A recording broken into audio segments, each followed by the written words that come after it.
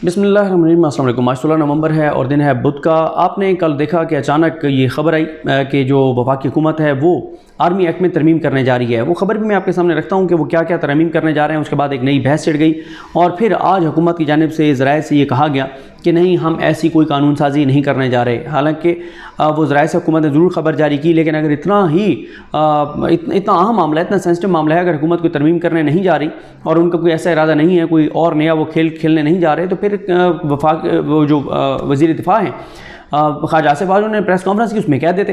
आज तो उनको जो प्रेस कॉन्फ्रेंस करना पड़ी वो भी उन्होंने इमरान खान के ख़िलाफ़ पीटीवी हेडक्वार्टर में बैठकर की, जिसमें सहाफ़ियों को नहीं बुलाया गया और कैमरे को देखकर उन्होंने अपनी जो भी उन्होंने कहना था वो कह दिया इमरान खान के ख़िलाफ़। लेकिन उन्होंने आज सहाफ़ी को नहीं बुलाया। उन्हें पता था कि सहाफ़ी सवाल करेंगे।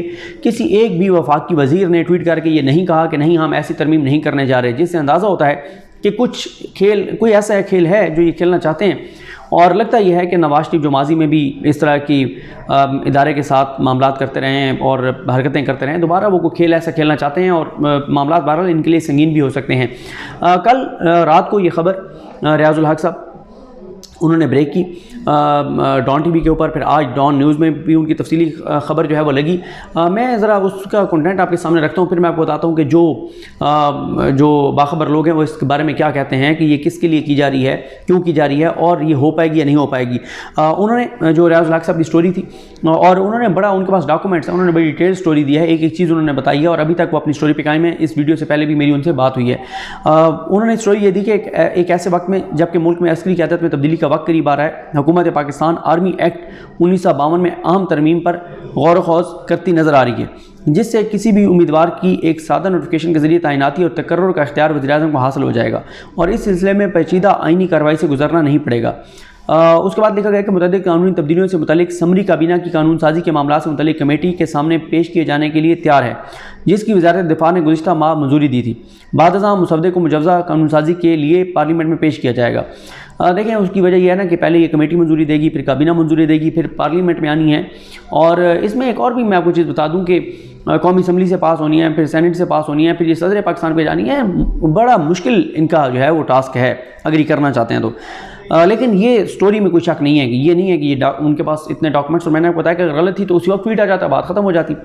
आगे उन्होंने बताया कि पाकिस्तान आर्मी एक्ट के सेक्शन 176 की झेली शिक 2A की शिक A के मौजूदा मतन में री अपॉइंटमेंट के बाद रिटेंशन डाला जाएगा। इस तरह से लफ्ज़ रिलीज़ के बजाय रिज़ाइन भी शामिल किया जाएगा। मौजूदा कानून के मुताबिक वफाकी हुकूमत एक्ट की दफ़ात को नाफिज करने के मकसद के लिए ऐसे कवायद बना सकती है जिससे ज़ेली दफ़ा 1 के तहत हासिल इख्तियारात की अमूमी नोयत मुतासर न हो। ऐसे कवानीन चीफ ऑफ आर्मी स्टाफ या chairman joint chief of staff committee समेत एक्ट के ताबे अफराद का तकर्रुर, दोबारा तकर्रुर, तोसी, रिटायरमेंट, रिलीज़, बरतरफी के इख्तियारात फराहम करते हैं। मौजूदा सियासी माहौल में सामने आने वाली इस पेशरफ्त को आम समझा जा रहा है, जो कि फ़ौज में मुतवक्की कमान की तब्दीली के मौजूदा हालत को तब्दील कर सकती है। फिर उन्होंने आगे बताया रियाजुल हक साहब ने कि उन्होंने वज़ीर दिफा ख्वाजा आसिफ, वज़ीर इत्तलात मरियम औरंगज़ेब के अलावा काबीना के कई अरकान से इस मामले पर रद्द-ए-अमल जानने के लिए रब्ता किया, लेकिन उन्होंने किसी रहनुमा ने रद्द-ए-अमल नहीं दिया। फिर वो आगे लिखते हैं कि फ़ौज से मुतल्लिक जो मुकदमात का तजर्बा रखने वाले सीनियर वकला हैं, उन्होंने बताया कि इस तरमीम के ज़रिए वज़ीर-ए-आज़म को यह इख्तियार हासिल हो जाएगा कि वो आर्मी चीफ या किसी भी सीनियर अफसर को जो कि जल्द रिटायर होने वाला है उसे आइंदा अहकाम तक अपने फ़राइज़ जारी रखने का हुक्म दे सकते हैं। उन्होंने कहा कि मौजूदा कानून के मुताबिक हुकूमत आर्मी चीफ के दोबारा तकर्रुर या मुद्दत मुलाजमत में तोसी के लिए एक तयशुदा तरीक़ाकार पर अमल करती है, जिसके तहत वज़ारत दिफा के ज़रिए समरी जारी की जाती है, जिसके ज़रिए वज़ीर-ए-आज़म से मंजूरी के बाद सदर मुमलिकत की जानिब से हतमी मंजूरी दी जाती है। आगे उन्होंने फिर सारा उसकी तफसील बताया कि अब एक सादा से नोटिफिकेशन के तहत आर्मी चीफ को बरकरार रखा जा सकेगा और किसी लेफ्टिनेंट जनरल को बरकरार रखा जा सकेगा।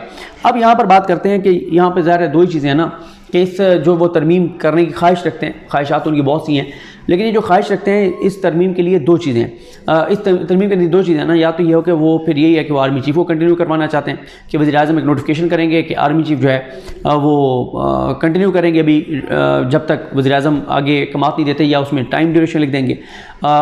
लेकिन ये बात नहीं लगती कि ये बात हो इस कानून साजी के ज़रिए। उसकी वजह यह है कि राना सनौला जो हैं उन्होंने 2 रोज़ पहले जो है वो बहुत सख्त गुफ्तगू की एक्सटेंशन के हवाले से। उनका कहना था कि एक्सटेंशन जो है वो इस कानून को ख़त्म होना चाहिए और मौजूदा आर्मी चीफ या नया आर्मी चीफ अगर पार्लियामेंट के साथ मिलकर इस कानून को ख़त्म करते हैं तो ये इदारे पर, कौम पर एहसान होगा। और उन्होंने बहुत सख्त गुफ्तगू एक्सटेंशन के खिलाफ। और मरीम नवाज़ साहबा का आपको बयान याद होगा जिसमें उन्होंने कहा था कि मैं एक्सटेंशन के गुनाह में शामिल नहीं थी, और उसके बाद मुस्लिम लीग नून मुसलसल तनकीद, और उस एक्सटेंशन के बाद ही मुस्लिम लीग नून जनरल बाजवा साहब पर अटैक करती रही। फिर ये और जनरल फैज़ पर, ये अलग बात है, फिर एक मौके पर आके जनरल फैज़ साहब पे तनकीद ज़्यादा कर दी गई और बाजवा साहब पर तनकीद बिल्कुल रोक दी गई, बल्कि नून लीग फिर उसके बाद जनरल बाजवा को डिफेंड करने लग गई। यहाँ पर एक चीज़ और भी बहुत इंपॉर्टेंट है कि जब ये कहा जाता है कि इमरान खान, जब इमरान खान कहते हैं कि कोई एक नाम है जिस पे उनके तहफ़्फ़ुज़ात हैं, तो बात यह कि इमरान खान ने तो अभी तक वो नाम नहीं लिया, इशारों में भी नाम नहीं लिया कि वो किसकी तरफ उनका इशारा है। लेकिन दूसरी तरफ मुस्लिम लीग नून है, जब हम बात करते हैं कि जनाब वो जी किसी लेफ्टिनेंट, सारे लेफ्टिनेंट जनरल बड़े अहल हैं, बिल्कुल हैं, सारे कम्पिटेंट हैं, बिल्कुल हैं, सब आर्मी चीफ बनने के लिए अहल हैं, बिल्कुल हैं।